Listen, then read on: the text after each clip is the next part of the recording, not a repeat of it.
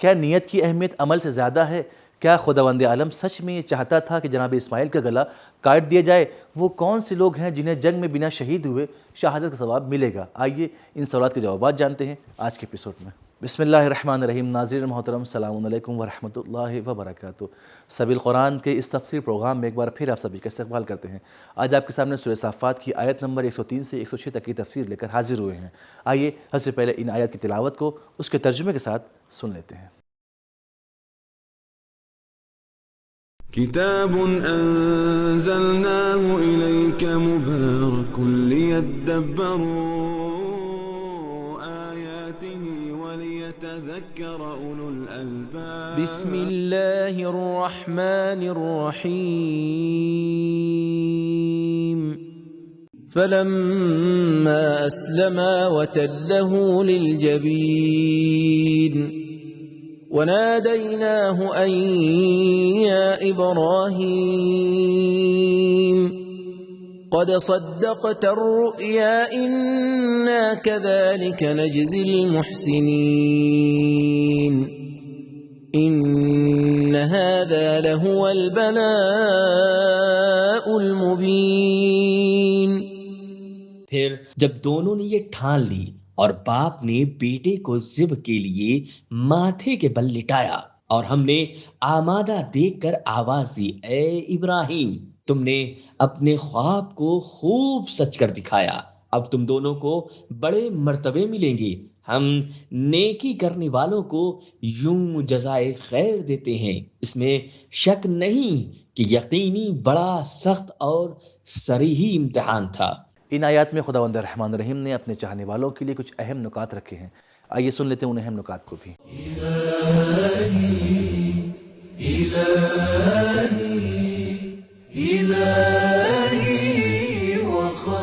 نکات: تلہ یعنی اسے زمین پر لٹا دیا۔ جبین کا معنی ہے چہرے کی ایک سمت اور پیشانی۔ جب باپ اور بیٹے ابراہیم اور اسماعیل دونوں نے اللہ کے حکم کو انجام دینے کی آمادگی دکھائی اور جناب ابراہیم نے اپنے بیٹے کو زمین پر لٹا دیا تو آواز آئی کہ ہم یہ نہیں چاہتے تھے کہ اسماعیل کا سر جدا ہو جائے، ہم تو یہ چاہتے تھے کہ دیکھیں تم اپنے بیٹے سے دل اٹھا سکتے ہو یا نہیں، اور تم نے کر دکھایا۔ نیت کی اہمیت: قرآن اور مکتب اہل بیت میں عمل کی نیت کو ہی اہمیت دی گئی ہے، یہاں تک کہ مومن کے نیک عمل کرنے کی نیت کو خود اس عمل سے زیادہ اہمیت دی گئی ہے۔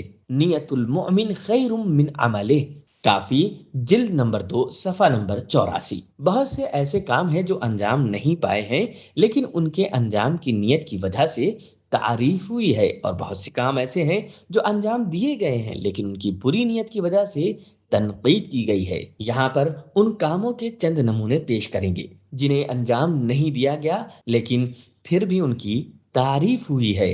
جناب ابراہیم کا اپنے بیٹے کی قربانی کا ارادہ کرنا۔ قد صدقت الرؤیا، ویسے کرنی رسول اللہ صلی اللہ علیہ وآلہ وسلم کی زیارت کے لیے مدینہ گئے مگر زیارت نہ ہوئی، پھر بھی ان کی زیارت قبول ہوئی۔ اسی کے برعکس کچھ لوگ رسول اللہ صلی اللہ علیہ وآلہ وسلم کے پاس رہتے تھے لیکن ان کو اذیت دیتے تھے۔ رسول اللہ کے کچھ ساتھیوں کے پاس جنگ میں جانے کے لیے سواری نہیں تھی جس کی وجہ سے وہ لوگ غمگین تھے۔ سورہ توبہ آیت نمبر 92۔ وہ لوگ جن کی برائیوں کو اللہ اچھائیوں میں تبدیل کر دیتا ہے، یبدل اللہ سیئاتہم حسنات، سورہ فرقان آیت نمبر 70۔ وہ لوگ جو اہل بیت کی محبت کے ساتھ دنیا سے جائیں گے انہیں شہید کا ثواب ملے گا۔ من مات علی حب آل محمد مات شہیدا، بہار جلد نمبر 23 صفحہ نمبر 233۔ وہ لوگ جنہیں کئی گنا ثواب ملے گا، اضعافا مضاعفہ، وہ کام جن کی تنقید کی گئی ہے، وہ کام جن کی نیت بری اور ریاکاری کے ساتھ ہو۔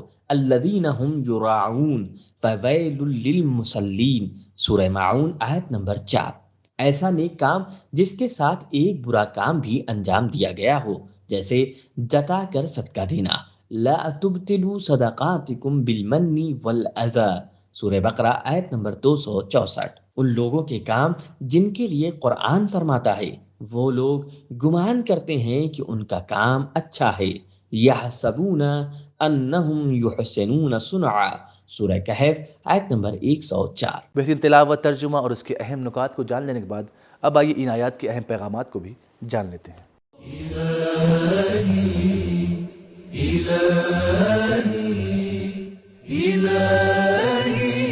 پیغام نمبر 1، تعریف اس کام کی ہوتی ہے جو رضایت اور تسلیم کے ساتھ انجام دیا جائے۔ نمبر 2، معنوی کمالات تک پہنچنے میں ایک نوجوان بھی اپنے آپ کو بوڑھے اولیاء کی حد تک پہنچا سکتا ہے۔ نمبر 3، حقیقی فرمانبردار ہونے کی علامت ہے فوراً عمل کرنا۔ نمبر 4، اطاعت پر صبر کرنا انسان کو اللہ کا فرمانبردار بناتا ہے۔